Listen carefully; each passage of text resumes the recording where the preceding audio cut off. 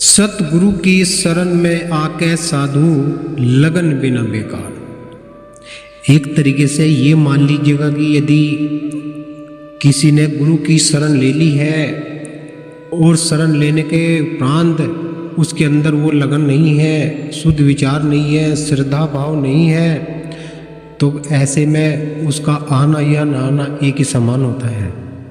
सतगुरु महाराज बता रहे हैं कि सतगुरु की शरण में आके साधु लगन बिना बेकार। लगन रखनी पड़ेगी, बिना लगन के कुछ नहीं मिलने का। देखिएगा कि जब एक बच्चा होता है, छोटा बच्चा, जब तक वो रोएगा नहीं तो उसकी माँ को कैसे पता चलेगा कि मेरा बच्चा भूखा है। उसी प्रकार से ही सतगुरु महाराज के चरणों में विनती लगानी पड़ेगी, अपनी हाजिरी लगानी पड़ेगी, लगन लगानी पड़ेगी, श्रद्धा रखनी पड़ेगी, विश्वास रखना पड़ेगा और सेवा करनी पड़ेगी। कहीं जाकर जब सतगुरु के दरस दीदार हो जाते हैं। क्या बता रहे हैं, एक वाणी के द्वारा जुड़ते हैं। यदि आप हमारे चैनल पर नए हैं तो सब्सक्राइब और लाइक कमेंट करना ना भूलें। सतनाम। सतगुरु की शरण में आके लगन बिना बेकार, कि काम क्रोध मोह लोभ के बस में बढ़ रहे तेरे विकार।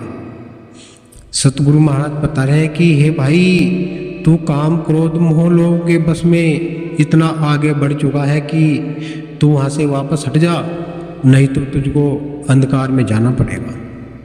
कि काम क्रोध मोह लोभ के बस में बढ़ रहे विकार, कि सतगुरु की शरण में आके लगन बिना बेकार। कि तू काम क्रोध मोह लोभ ये सब क्या है? ये सब दुश्मन है इस जीव के। जब आप इस चीज़ को जान लोगे और जब इस चीज़ को समझ लोगे तो आपके अंदर वो मालिक दरसने शुरू हो जाएंगे। क्या बता रहे हैं कि काम, जब हमारा मन 5 विषय छूट जाएंगे हमारे मन से, जैसे काम क्रोध मोह लोभ, तो हमारा मन सत में हो गया तो हम सतगुरु के बंदे हो जाएंगे। जब हमारे मन में ये विकार हमारे दूरी नहीं हुए तो हम सतगुरु के काहे के बंदे बनेंगे। हम तो नरक के बंदे ऐसे पहले भी थे और ऐसे ही आज भी है। कोई सुधार, कोई बदलाव आया ही नहीं। कैसे बदलाव नहीं आया तो कैसे गुजारा होगा? नहीं हो। क्या बताया है पहली कली के द्वारा? भाई बंद सुत कुटुंब कबीला, इनमें गला रे तेरा प्यार। पहली कली के द्वारा क्या बता रहे हैं महाराज की भाई बंद सुत कुटुंब कबीला, इसमें गला तेरा प्यार। भरम जाल को छोटा नहीं संतों के दरबार। कि महाराज बता रहे हैं कि भाई बंद सुत कुटुंब कबीले से जिसको तू प्यार करता है, जिसको तू बेपनाह चाहता है, वो तेरे संग साही नहीं जा सकता। यहाँ के जो तूने महल हवेली गाड़ी घोड़ा तूने इधर उधर से झूठ सच बोलकर मेहनत करके भी तन्ने कमाया है, तो वो भी तेरे साथ नहीं जाने वाली। एक तेरे साथ क्या जा सकता है? इस चीज़ का विचार करना कि तुम्हारे साथ में तुम्हारा ही कर्म जाएगा, कि जैसा तुम कर्म करोगे उसका तुमको ऐसे ही मिलना शुरू हो जाएगा। कि जो चीज़ हमारे साथ जाने वाली नहीं है तो उसमें हमें क्यों झमेला डालना। जिस प्रकार सागर के अंदर मछली रहती है, वो मछली समंदर का पानी पीकर मरती नहीं है, ऐसे ही ये सागर इस जीव के लिए समंदर के समान ही है। कि जिस प्रकार से सागर में मछली रहती है, उसी प्रकार से ही इस जीव को संसार में रहते हुए, संसार के सभी कार्य करते हुए और अपनी लोग उस मालिक परमात्मा सतगुरु में जो लगा लेता है, वही सतगुरु का प्यार कहा जाता है, वही सतगुरु का बंदा कहलाया जाता है, उसी का नाम अमर हो जाता है। बता रहे हैं कि भ्रम जाल को छोड़ा नहीं, कि तूने भ्रम को भी नहीं छोड़ा, तूने अपने विषय विचार नहीं शुद्ध किए। संतों की शरण में तो आ गए हैं, लेकिन हमारे तो विचार ही शुद्ध नहीं हुए। जब विचार शुद्ध नहीं हुए, ईर्ष्या चुगली निंद्रा में ही मसला गला हुआ है, तो फिर सत्संग काहे का लगा है? सत्संग बिल्कुल नहीं लगा, क्योंकि सत्संग जब लग जाएगा तो ये विकार दूर हो जाएंगे। सभी जीव एक समान लगने लगेंगे, परमात्मा क्योंकि सभी के घट में व्यापक है, लेकिन वो लोग सब अपने कार्य में मस्त है। लेकिन एक आदमी है कि उसने कभी सत्संग में गया नहीं, और वही आदमी ने न कभी दारू पी, न कभी झूठ बोलना, न कभी मांस खाया, न कभी किसी जीव को सताया, सबके लिए वो प्रेम भावना से ही कार्य कर रहा है। तो वो बहुत परमात्मा का बहुत प्यारा होता है, वो सतगुरु का बहुत प्यारा होता है, क्योंकि जो पाप छोड़ देता है और अपने माँ बाप की सेवा करने लगते हैं, भाई बहन बड़ों से आदर भाव से बात करेंगे, अपने गुरुजनों का सम्मान करेंगे, तो ऐसे जो जीव है वे सतगुरु के बहुत ही प्यारे होते हैं। सतगुरु उन्हें अपनी नर्म निगाह से ही कृतार्थ कर देते हैं। क्या बताया है कि सतगुरु की शरण में आके साधु लगन बिना बेकार, कि सतगुरु की शरण में तो आ गए हैं लेकिन लगाए लगन तो है ही नहीं, तो कोई कार्य नहीं बनेगा। दूसरी कली के द्वारा क्या बताया है कि संतों की शिक्षा माने नहीं बोले बिना विचार, कि संतों की शिक्षा माने नहीं बोले बिना विचार, कि जो साधु संत समझा रहे हैं उसको तो मान ही नहीं रहे,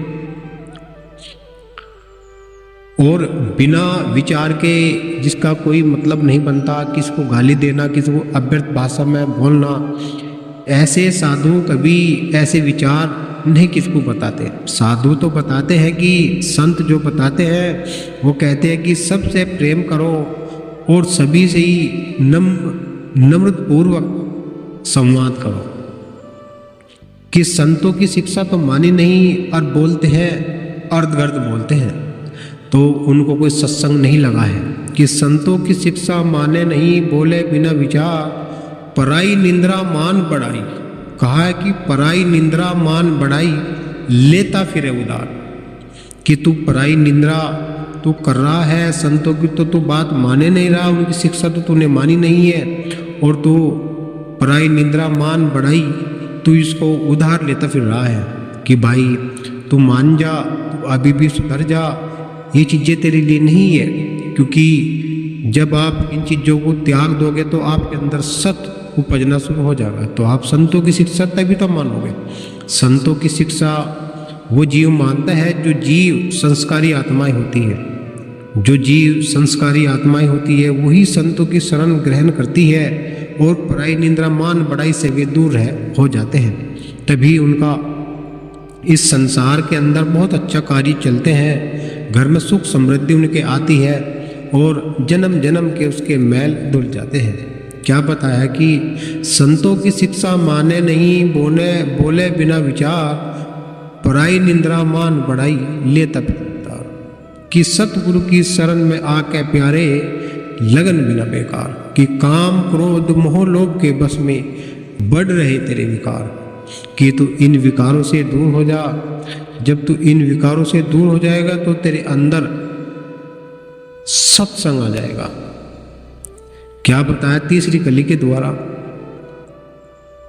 कि अपना तन तो खोजा नहीं दूजा रहा विसार, कि तू अपने अंदर तन को तो तू खोज ही नहीं रहा, तू दूसरे को ही विसार रहा है, कि तू बाहर उस मालिक परमात्मा को तू खोज रहा है, वहाँ वो तुझको नहीं मिलेगा, वहाँ तुझको वो बिल्कुल नहीं मिलेगा। जब तू अपने तन के अंदर उस मालिक सतगुरु परमात्मा को तू खोजना शुरू कर देगा, खोजने की विधि तू जान लेगा, तो तेरे अंदर वो मालिक दरस जाएगा। कि अपना तन खोजा नहीं दूजा रहा विसार, आत्म ज्ञान बिना नर बोंदू बह जागा मझधार। क्या बताया है कि अपना तन तो खोजा नहीं दूजे रहा विचार। यहाँ महाराज कहते हैं कि अपना तन खोजे नहीं दूजा रहा विसार, कि जब तक हम उस मालिक परमात्मा को अपने अंदर अपने घट के अंदर नहीं ढूंढ सकते, उसकी खोज ना नहीं हम कर सकते, वो कैसे खोज करनी है। आइए इस विधि को भी जान लेते हैं। ये विधि एक गुरु अपने शिष्य को बताता है कि उस मालिक परमात्मा से कैसे मिलना है और कैसे उसको खोजने की विधि है। उसके बिना कोई खोज नहीं पाएगा। क्या बताया है कि अपने तन अपना तन तो खोजा नहीं, दूजा रहा विसार, आत्म ज्ञान बिना नर बूंदू बह जागा मझधार। आत्म ज्ञान, अब आप देखियो कि जो आत्मज्ञानी जो गुरु होते हैं, अखंड ज्योति के जो गुरु होते हैं, वो ज्योत में ज्योत मिला देते हैं।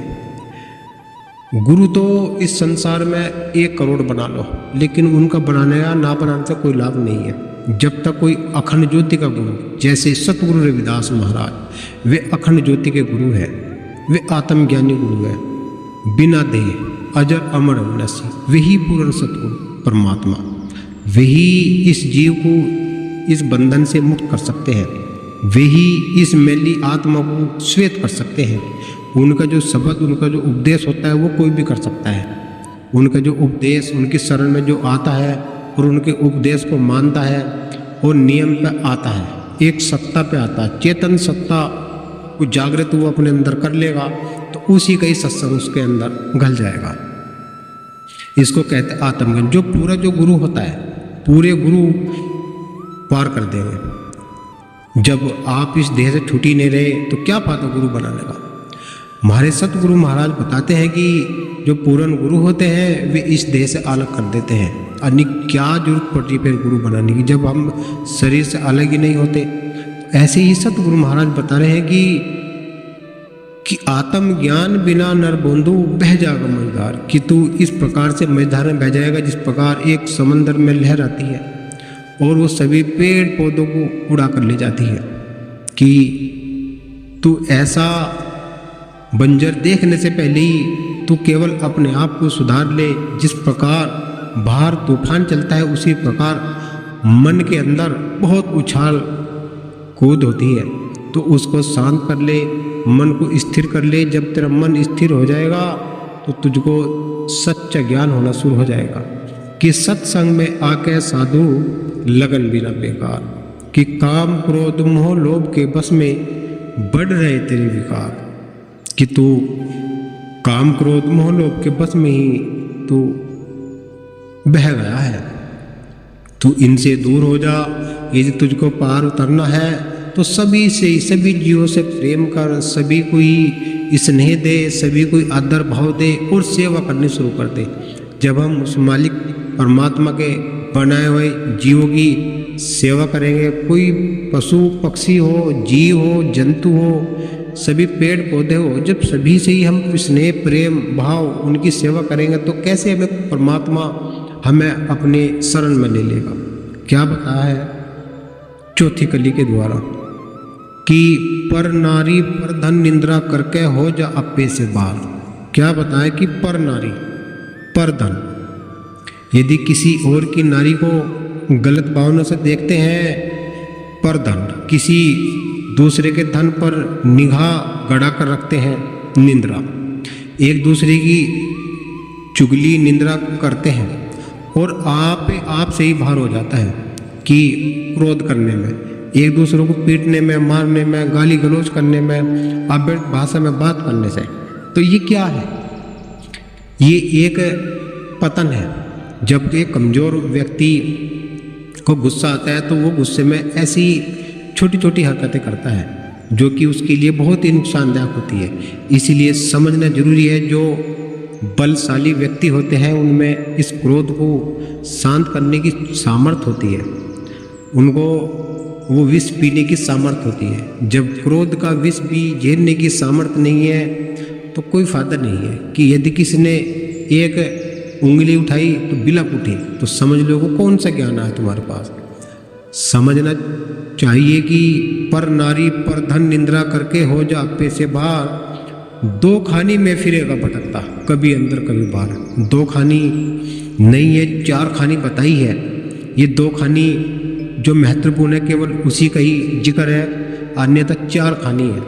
कौन कौन सी खानी है ये भी समझ लीजिएगा कि एक खानी हो गई जीरत खानी, जैसे गाय, भैंस, स्त्री, शेरनी, ऊँटनी, हथनी, ये सब जेरत में आते हैं।